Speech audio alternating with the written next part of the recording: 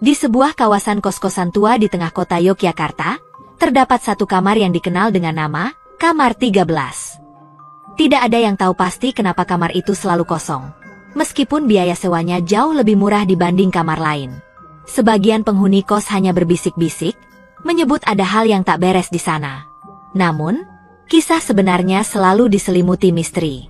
Malam itu, seorang mahasiswa baru bernama Dina memutuskan untuk pindah ke kamar 13.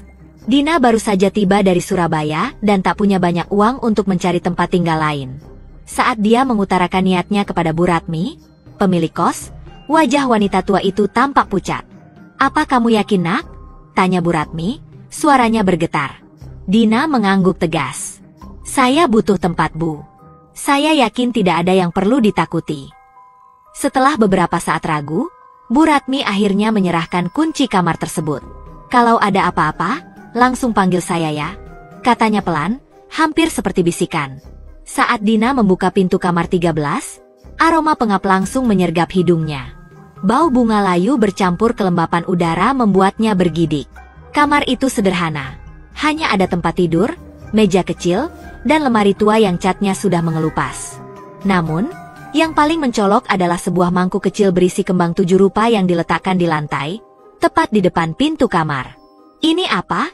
gumam Dina sambil memindahkan mangkuk itu keluar kamar. Malam pertama di kamar itu terasa biasa saja. Meskipun Dina sempat merasa aneh saat mendengar suara ketukan lembut di jendela. Saat dia mengintip, tidak ada siapapun di luar. Dina mengabaikannya dan berpikir mungkin hanya suara angin. Namun, malam kedua mulai terasa berbeda. Saat Dina sedang mengerjakan tugas di meja, dia mendengar langkah kaki pelan di luar kamarnya. Langkah itu berhenti tepat di depan pintu. Dina memanggil, "Siapa di sana?" Tapi tidak ada jawaban. Ketika dia membuka pintu, koridor itu kosong. Merasa sedikit gelisah, Dina kembali masuk dan menutup pintu.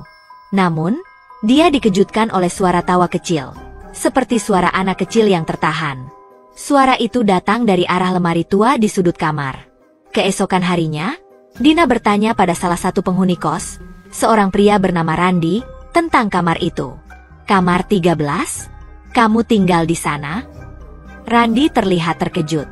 Dina mengangguk. "Kenapa memangnya?" Randi mendekat dan berbicara dengan suara pelan. "Dulu, ada penghuni kos di sana, seorang mahasiswi bernama Sari. Dia ditemukan meninggal di kamar itu. Orang-orang bilang dia bunuh diri, tapi ada yang percaya dia menjadi korban sesuatu yang gaib. Setelah kejadian itu, kamar itu jadi aneh." "Aneh bagaimana?" tanya Dina penasaran. "Ada yang bilang mereka sering melihat bayangan di dalam kamar, meskipun kamar itu kosong. Dan tentang kembang 7 rupa itu katanya, itu dipasang untuk menjaga agar sesuatu tidak keluar." Dina merinding. Tapi dia mencoba mengesampingkan cerita itu sebagai tahayul belaka. Malam itu, Dina kembali ke kamarnya. Perasaan tidak nyaman mulai menyelimutinya.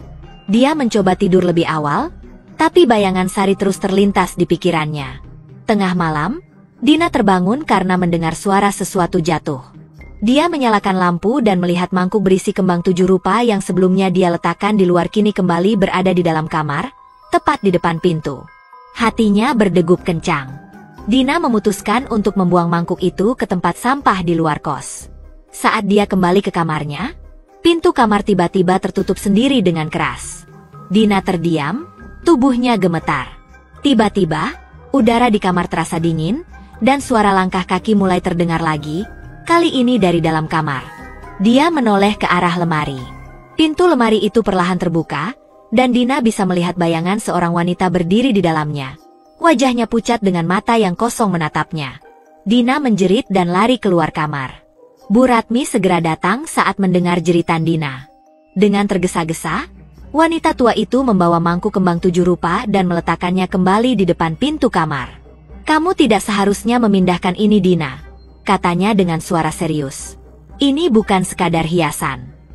Dina, yang masih gemetar, bertanya, "Bu, sebenarnya ada apa dengan kamar ini?" Bu Ratmi menghela napas panjang.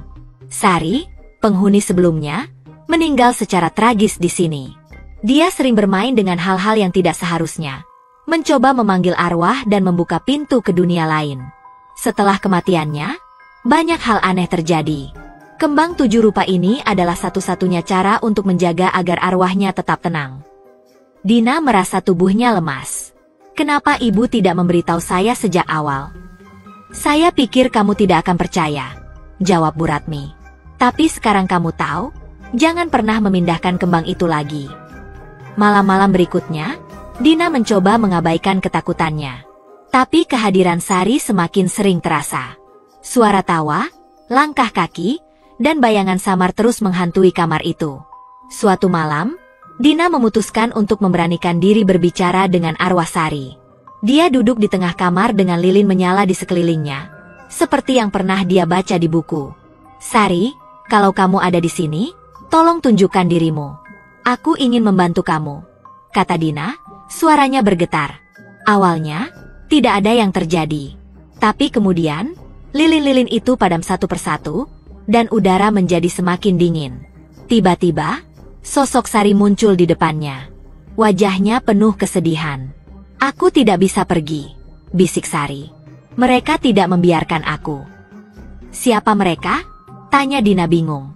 Sari tidak menjawab, tapi menunjuk ke arah lemari tua. Dina merasa ketakutan, tapi dia tahu dia harus tahu apa yang ada di dalamnya. Dengan gemetar, dia membuka lemari itu. Di dalamnya, dia menemukan sebuah buku tua berisi mantra-mantra dan foto Sari yang terbakar sebagian. Dina menyerahkan buku itu kepada Bu Ratmi.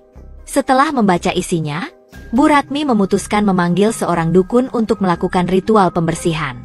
Malam itu, seluruh penghuni kos berkumpul di luar kamar sementara dukun tersebut memulai ritualnya. Kamar itu bergetar hebat saat mantra-mantra diucapkan. Jeritan terdengar dari dalam kamar, seperti suara seseorang yang menjerit kesakitan. Setelah beberapa saat, semuanya kembali tenang. Dukun itu keluar, terlihat lelah. Arwahnya sudah tenang sekarang, katanya. Tapi jangan pernah buka pintu itu tanpa kembang 7 rupa lagi. Setelah kejadian itu, kamar 13 tetap kosong. Dina memutuskan untuk pindah ke tempat lain. Namun, setiap kali dia melewati kos-kosan itu, dia selalu merasa ada yang mengawasinya dari jendela kamar 13. Apakah benar arwah Sari telah tenang? Ataukah ada sesuatu yang lain yang masih bersemayam di sana? Tidak ada yang tahu pasti. Tapi satu hal yang jelas, kembang 7 rupa tetap ada di depan pintu kamar, menjaga agar pintu itu tidak terbuka untuk sesuatu yang seharusnya tetap terkunci.